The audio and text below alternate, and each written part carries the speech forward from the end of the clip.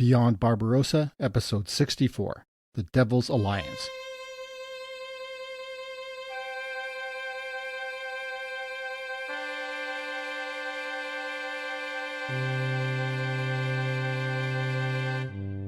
Welcome to Episode 64 of Beyond Barbarossa, the first English-language podcast in the world to focus on the Eastern Front of World War II. In today's episode, we're going to learn about a secret agreement that enabled the Nazis to begin the Second World War. It's the Molotov-Ribbentrop Pact, and we're going to learn about it from the man who literally wrote the book about it, historian Roger Moorhouse, author of The Devil's Alliance, Hitler's Pact with Stalin, 1939 to 1941. Remember that you can get early ad-free episodes of Beyond Barbarossa through Patreon. Just go to patreon.com/beyondbarbarossa and choose the level of support you're comfortable with.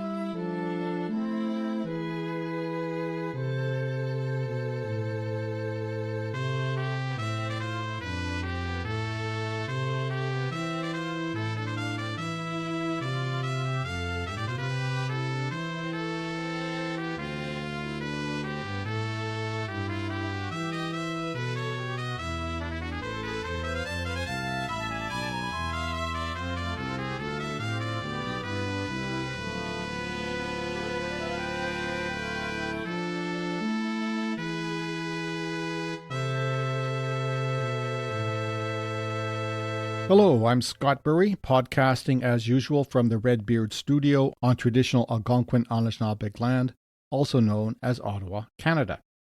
As I said, this episode is a conversation with Roger Moorhouse. He's the author of 7 books and is getting close to finishing his 8th. All are about Germany and Eastern Europe during the Second World War, and there are links in the webpage for this episode. With a master's degree in history and politics from the School of Slavonic and East European Studies of the University of London, Roger then studied at the universities of Dusseldorf and Strathclyde. He currently teaches a course on 20th century totalitarianism at the College of Europe in Warsaw. Roger collaborated and co-authored books with Professor Norman Davies on books such as Europe, a History, The Isles, a History, and Rising 44. Today, we're focusing on the Devil's Alliance and the Molotov-Ribbentrop Pact. Its significance in the first 2 years of the Second World War and beyond. So please join me in welcoming Roger Moorhouse. Good afternoon. First, can you just tell the listeners a little bit about yourself, who you are, and what you do? Hello, Scott. Well, thank you for inviting me on. Roger Moorhouse. I'm a historian. I would say, of Central Europe. I do have sort of a foot in the German camp. I speak German. I used to live in Germany, and I have a very strong foot in, I suppose, the Polish camp further east from Germany. So that's my sort of twin passions historically. So a lot of my books, I suppose, I've always wanted to explore that interface between the German world and the world to its east, whether that's the Baltic states or Poland.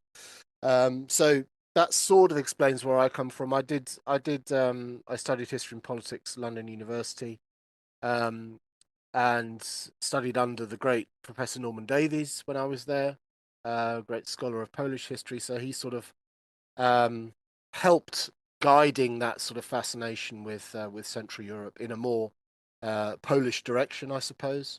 I worked with Norman for a long time as a researcher after I finished university, and then on the back of that, co-authored with him, and then on the back of that, started writing my own books, and I'm now on number 8. Devil's Alliance, I think, was number 4. The current project, which I'm just finishing, is number 8. So, yeah, I sort of occupy a slightly peculiar world that, as I said, sort of straddles Germany and points east, but particularly with a focus on World War II. Okay, great. And now we're going to talk about the Devil's Alliance, the German Soviet non-aggression pact, and had a much Mm. longer name, official name. I think our listeners have a good understanding of what it was, but if can you just sum it up, the important points about the pact? Yeah, it was signed on the 23rd of August 1939. Essentially, in very potted form, it gives a green light to Hitler to invade Poland a week later, which he does, thereby unleashing World War II in Europe. The pact itself, at first sight, and the way it was reported in the press at the time and publicized, was essentially a non-aggression pact. Hmm. That was the sort of headline act of it, was that it was the German-Soviet non-aggression pact. It's generally named after its two primary signatories, who are the two foreign ministers, Vyacheslav Molotov for the Soviet Union and Joachim von Ribbentrop for Germany. So it's known as the Ribbentrop-Molotov Pact, Right. sometimes Hitler-Stalin Pact by extension. The headline act of it, the non-aggression bit, is essentially a bit of a red herring. Okay, the two sides who have basically hated each other and been fulminating against each other, certainly since the Nazi Party came to power in Germany in 1933. So for the previous 6 years, if not before. But the fact that they had signed a non-aggression pact between them that alone was astonishing to the outside world. It's a little bit like if you imagine the analogy of the United States and Iran out of a clear blue sky announcing, the first day of the Trump administration, for example, let's say, they announce a non-aggression pact and an alliance of, cultural and economic interest with the mullahs in Iran. Right? You This di- is you that didn't is tell me that you had level a of surprise. you didn't tell me Go you had a side interest in horror. But it's that I'm trying to get to the how people felt at the time. That was the sort of level of shock that it brought with it. So the non-aggression pact bit is surprising in itself. They promised to basically solve their differences for a period of 10 years through negotiation and arbitration rather than violence. Okay, like there were countless non-aggression pacts in the 1930s. It was kind of the go-to of European diplomacy in that period, and most of them were either lapsed or were torn up when countries invaded each other. So as was this one. There was a large amount of it was dealing with trade as well, promotion of Yeah. trade between So the two countries. it was actually prefaced by a German-Soviet trade agreement, which was signed a couple of days before. This was particularly important. It was important for both sides, but particularly for the Soviets. So the Soviets saw that German technological advances, that the degree to which the German industrial and particularly the sort of second wave of the industrial revolution, so sort of chemical industries, particularly military and so on, high technology, optics, all of that sort of thing. That was an aspect that the Soviets really wanted to get hold of and they wanted to get into. So that they'd been very good at doing the first phase of industrialization, heavy industry, mining, steelworking, and that sort of thing. But that sort of second phase of industrial revolution, more technical, more sort of high skilled, was one that they had barely begun to do. So from a Soviet perspective, that's what they wanted into. So that was an important part of this political and strategic deal, was that they had essentially an economic treaty between them by which they would exchange raw materials going westward to Germany, oil particularly, grain, other things as well. But those are the two sort of headline aspects of it. And in return, the Soviets would get German high tech and particularly military high tech. So that was an important motivator. We're sort of, in a way, we're missing, I suppose, the key subtext of all of this was the strategic. That this was a strategic alignment.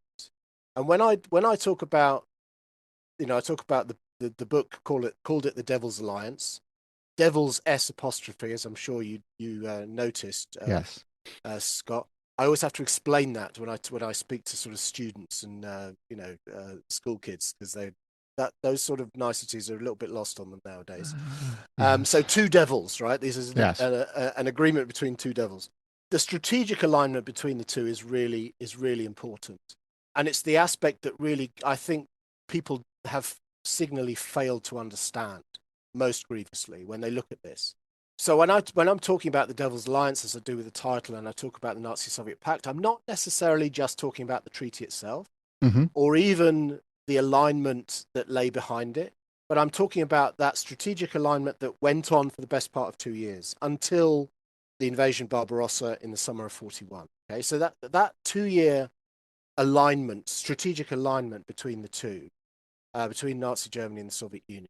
And that's not overstating it to describe it as a strategic alignment. I think it's probably the most significant, we can call it an alliance in inverted commas. It was never an alliance, but it effectively is, right? Mm. I think it's one of the most important friendships, alliances of World War II, but that has been forgotten. I mean, it was more Right. significant to Hitler than his alliance with Mussolini, for example, Oh, okay. I would Okay. say. Now, an important part of it too was that there were secret clauses that were not promulgated or not announced outside of the meeting room. Yes. Correct, and that was the division of Eastern Europe into spheres of influence. Yeah. Yeah. So again, this ties in with that strategic alignment. So essentially, this is Berlin and Moscow in 1939 dividing up a priori because nothing has actually happened yet. So there's this thing called the secret protocol signed at the same time between the two, as the name suggests, strictly kept secret at the time, which divided up Central Europe between the two, with the subtext, in the event of a political realignment, i.e., when the shit hits the fan, essentially that we have war or whatever it is, then this is how things are going to, Mm. fall into place. And this was very much, within that sort of the mentality of both sides, which was that, we are great nations. Everything that's between the two of us are small nations that really don't deserve to be on the map at all. From the German perspective, that undeserving nature was racial in origin.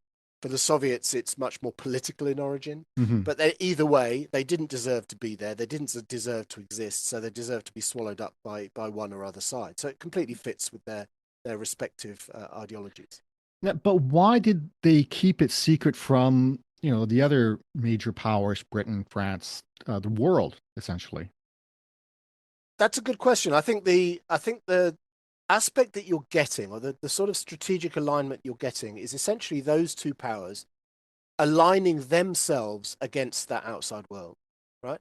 Hmm. We often forget, I think, that because the Soviet Union ended up on the Allied side as a absolutely key member of the Grand Alliance Hmm. after 1941, as when it forms, I think we forget collectively that for the previous nearly 2 years, and for many of the years before that, before 1939, the Soviet Union was effectively a rogue state, and it was viewed as Hmm. such. It was a revolutionary state. It had this ideology. It was willing and able to project its ideological power across the world through the Comintern, through various communist parties around the world, and it was actively through those organizations actively seeking to overthrow capitalism and spread its own influence and spread its own ideology. So it viewed the outside world as resolutely hostile. Hmm. And it actually, this is why it's crucial to understand the Soviet view on this, which is very ideological in 39. Why do they switch that? Why do they switch to supporting Germany? They see an opportunity. Part of it's that economics that we're talking about, but it's Hmm. also ideological. They are both revisionist powers. They both want to smash Versailles.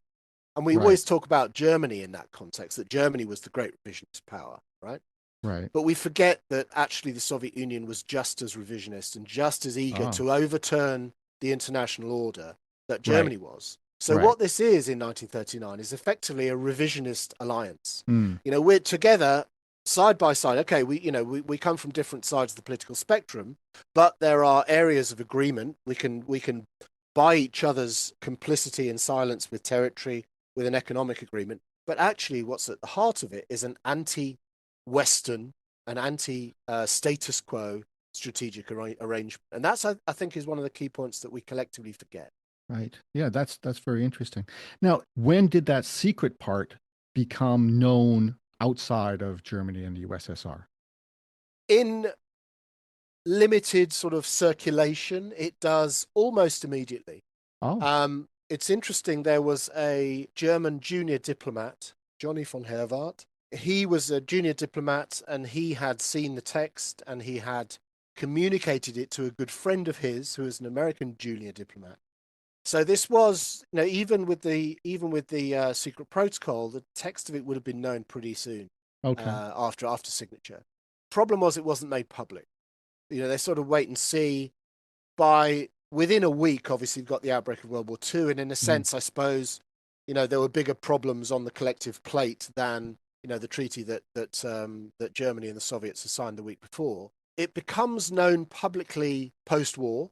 At 47, I think it was, there was a Okay. publication put out by the State Department, which basically had the text of both the Nazi-Soviet Pact, which was common knowledge that had been publicized at the time, but crucially also the secret protocol. Okay. The Soviets persistently denied the existence of the secret protocol all the way up to 1991, because they viewed, I mean, that was fundamentally embarrassing. Okay, Right. they created their own narrative after 1941, after the invasion, where the Soviet narrative was, well, we made this arrangement with Hitler just to try and sort of buy some time so Right. that we can rearm, because we knew we were inevitably going to be attacked by this, hideous creature and so on.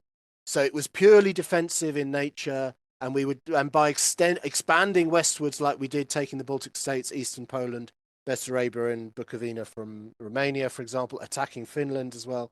They said, oh, we were just buying ourselves land as a buffer zone and so on. So they created this rather elaborate narrative trying to explain what they'd been doing for the previous 2 years, which would really have been blown out of the water had they acknowledged the existence and the truth of the secret protocol. Hmm. So it was really important for them to deny it. And that denial went all the way up. As I said, it was finally acknowledged under Gorbachev Hmm. in 1990, 1991. So that period of the second Russian Revolution, if you like, or the third, depending how you count them. And even I mentioned it in the book. Even Molotov, who had signed both documents, Hmm. was interviewed. I mean, astonishingly, he lived until I think it was 1986. I think it was 1986 he died, and he was interviewed by a Soviet journalist in something like 1983, so not long before he died. And he was asked, outright. He said, "What about these rumors about this secret protocol to the Nazi-Soviet Pact?" And he said, even then, in advanced years and long out of politics and all the rest of it, but he said, "Well, of course, I can be very clear on this. I was there. I was in the room." And he said, "The rumors about the secret protocol are all lies." Of course, they're not. Right. Yeah. We've seen the document now. So even to the end of his life, he was maintaining this fiction that it was not true.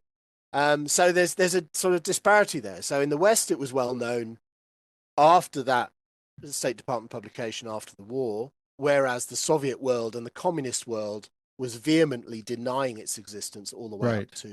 to 90. Right.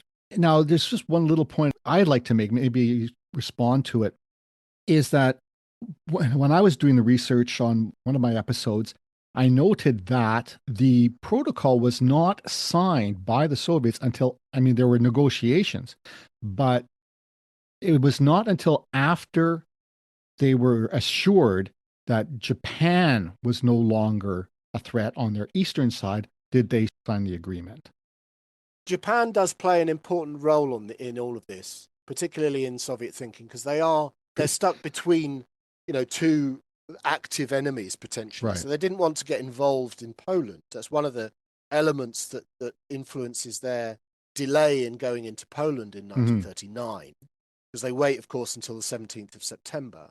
And part of that logic is that they wanted to make sure that the Japanese in the East had been, adequately dealt with, had their teeth pulled, which they did have at the Battle of Khalkhin Gol. So that was, once that battle had been, effectively won by Zhukov, incidentally, Mm. under Zhukov's oversight, then they thought, okay, now so that threat has gone. Now we can afford to go into Poland, with a secure rear. The other key element in that timing issue, of course, is to avoid the opprobrium that would inevitably result, the sort of the outrage in the outside world that they had, in direct concert with Nazi Germany, invaded Right. a sovereign state. So they managed to dress it up, and this is a sort of important part of the book, is how they dressed up their invasion, and it was an invasion, as police action or an intervention, or trying to secure the rights of dispossessed and distressed minorities in eastern Poland and so on. So they used all sorts of sophistry to try and dress it up so that it didn't look like a military invasion, which is what it actually was. They said they were protecting the Belarusians and the Ukrainians Exactly. in eastern Poland. Yes, exactly. So again, I think where we've collectively gone wrong with our perception of the Nazi-Soviet Pact, in the West at least, in the English-speaking world, is that we really, for one thing, it wasn't part of the collective Western narrative. So the Western narrative has, Germany invading Poland in 1939, Britain and France respond, declare war. You've got the phony war, everything kind of flows from that. So it's quite easy. And then in that Western narrative, there's the Finnish War, which might the Winter War might get a flicker of recognition from Western minds at the time. But really, I mean, it was actually quite big at the time, but since sort of disappeared from the narrative. Baltic states, not really, unless you're from the Baltic states or you marry someone from the Baltic states, you don't have that narrative. Right. And the same thing with Poland to a large extent. So, we have our narrative, and it really, it's quite parochial. I think Brits tend to want to see themselves as being very, open to other narratives of World War II, particularly in the modern period. But I think our outlook and a lot of the teaching particularly is very parochial. And we need to sort of get away from that. So that idea that, Hitler is the greatest, the worst, villain of the 20th century or of history itself, we have to some extent, elevate Stalin into the same category. Well, again, we collectively fail to do that. I think possibly partly because the USSR was the ally of the West after 1941. So you have to absolutely right. The narrative that you're spinning has to justify that somehow. So I mean, just an illustration of that, when that book came out, which is now 10 years ago, I did the usual promotional sort of tour and gave various talks and so on. And there was one of those talks that I gave, have a Q&A at the end, and this elderly man stood up, and he was very polite, but the essence of his question was, how dare you say nasty things about Stalin? So, he was either 10 years ago. They're still this was 10 years ago. Yeah.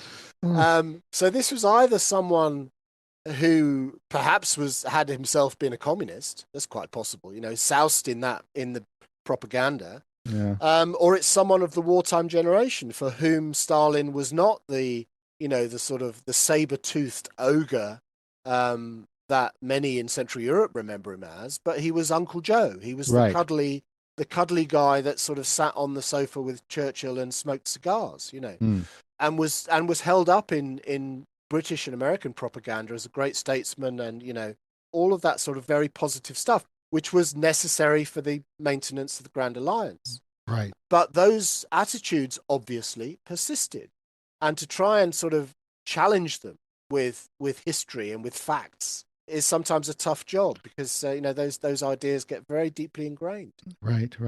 I just remember the cartoon that I saw in my high school history book of Hitler and Stalin bowing and greeting each other over a devastated Poland, The famous David Lowe cartoon. Yeah. Yes, and I'm going to put that into the webpage for this episode. So as we're changing tape reels, hit the follow or subscribe button on your website, and then you can refill your coffee or water or beer or vodka or whatever you're drinking, and come back, and Roger and I will be ready for you in just a few moments.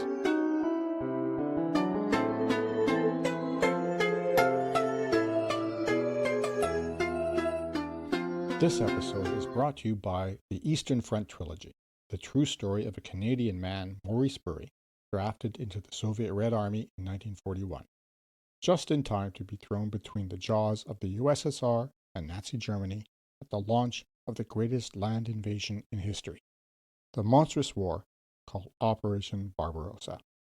It comes in 3 volumes: Army of Worn Souls, Under the Nazi Heel, and Walking Out of War. The Eastern Front Trilogy is the story of the largest and deadliest side of the Second World War, seen through the eyes of a man who was there from the earliest days in 1941 through Germany's grinding occupation of Ukraine and finally to the savage end of the war in Berlin. You can find the 3 individual volumes as ebooks exclusively on Amazon, or purchase the 3-volume complete paperback on any online book retailer or at your local bookstore. To learn more about the Eastern Front trilogy, visit scottburyauthor.com.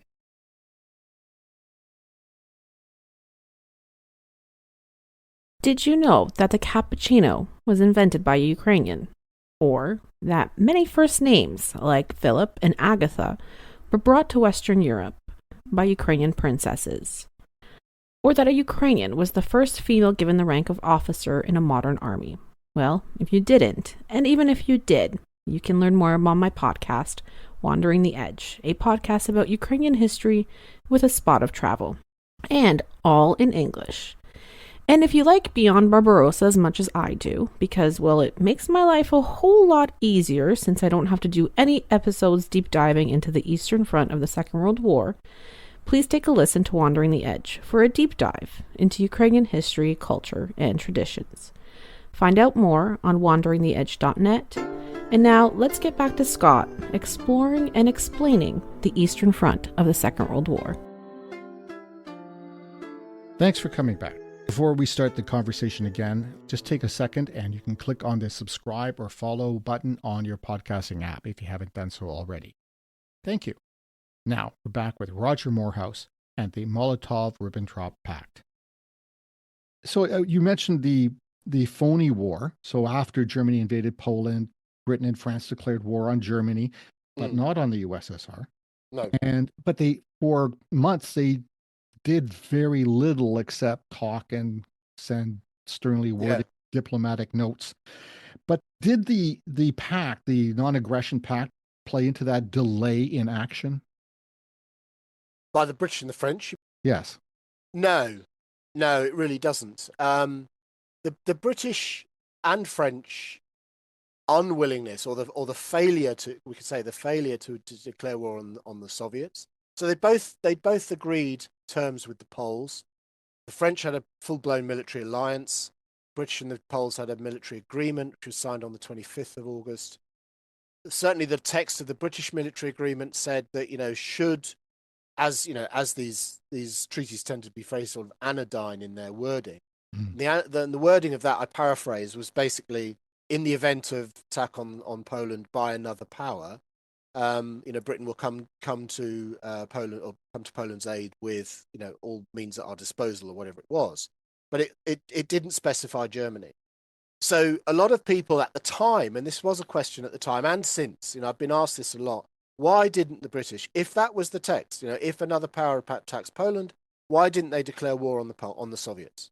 The short answer is both a political one and a strategic one. The political one is that the text, as I said, was anodyne and was deliberately vague, but there was also a secret annex. So it was all about secret annexes to treaties, all of this. There was a secret annex to that agreement between the British and the Poles, which said, oh, by the way, when we talk about another power, we're talking about Germany. Right? So they're not specifying it in the public text of the treaty. They're putting it in a secret annex. Okay. So basically, this is not, transferable to other powers. We're just talking about Germany here. And actually, it was Chamberlain at the time had to respond to questions in the House of Commons. In September 1939, this was raised. Why aren't we declaring war on the Soviet Union after the 17th of September?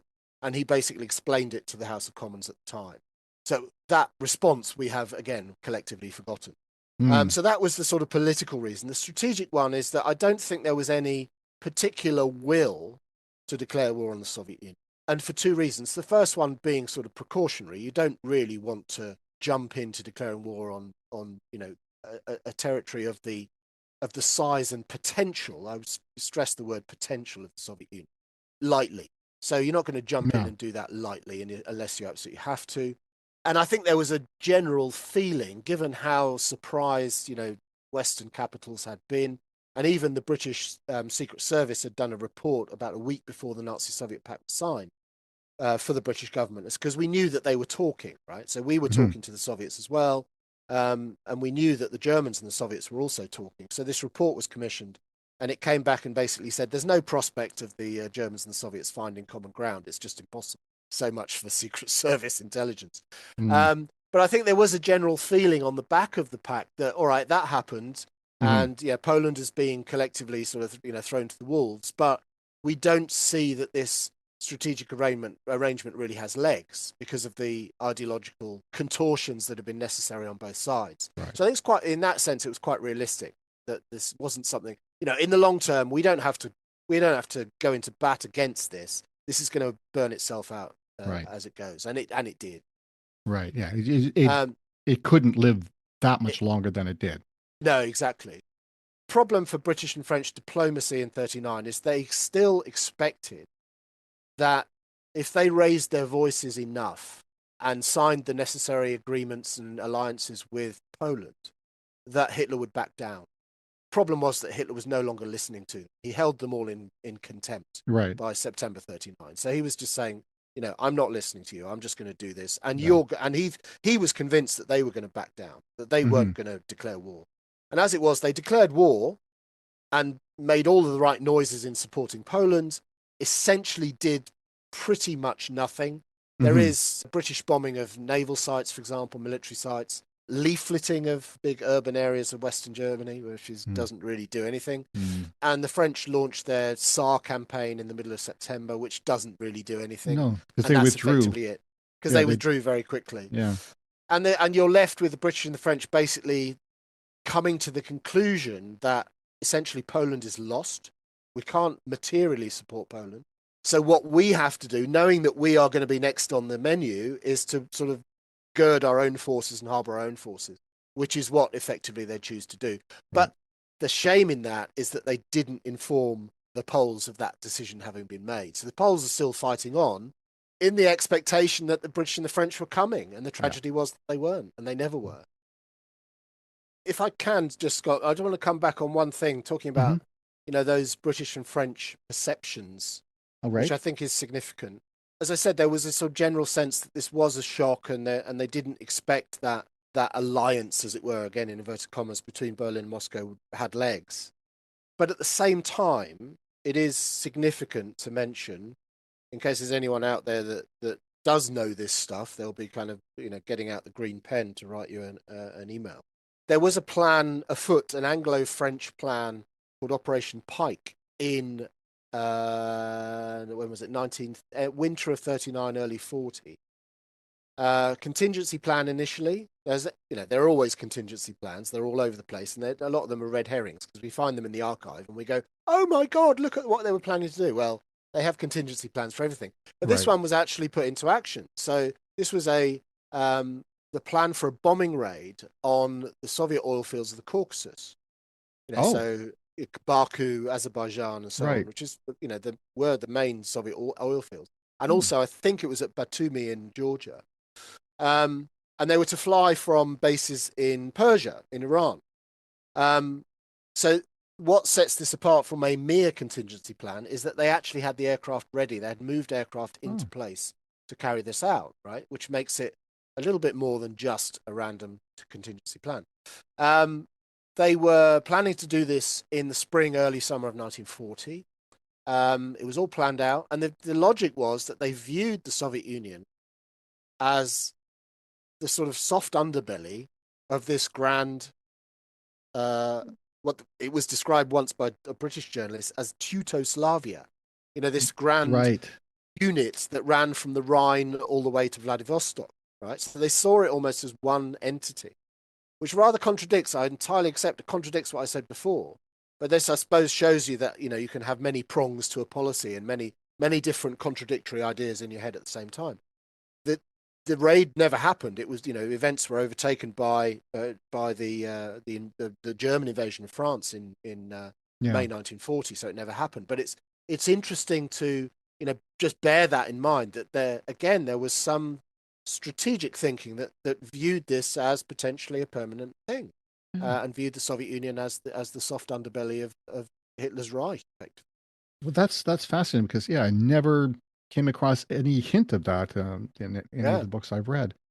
That's fascinating. And that's where we'll have to pause this episode.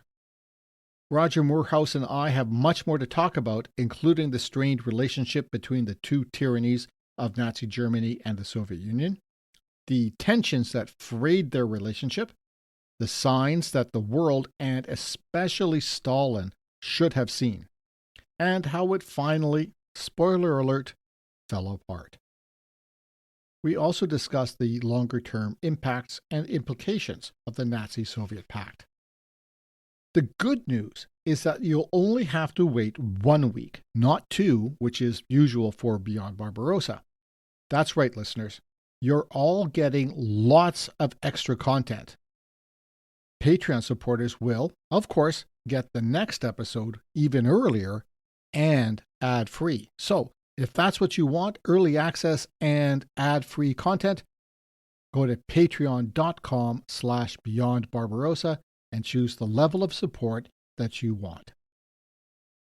As always, I've put photos and links to Roger Moorhouse's books on the webpage for this episode. Check them out. And while you're doing that, remember to hit the follow button on your podcast app. And if you have a couple more moments to spare, a rating or a review would make a world of difference. If you have even more time to spare or something to say, send me an email, scott@beyondbarbarossa.ca, or leave a comment on the Facebook page Beyond Barbarossa. Or, even more ors, contact me on Blue Sky at scottthe.writer.bsky.social. I'd like to take a moment to thank the latest, at time of recording, Patreon supporters: Ed Morley, Bill Hall, Tom Gaffney, Craig Duncan, PFE, Elliot Goldman, and Gavin Edwards. You make this work so much easier. And also, thank all of you for listening. Remember to come back in 7 days. For most listeners, that will be 13th January 2025.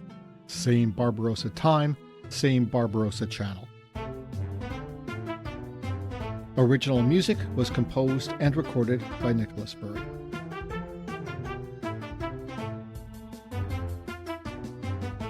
I'm Scott Burry. Until we meet again, keep your paddles in the water. Slava Ukraina i Heroyam Slava.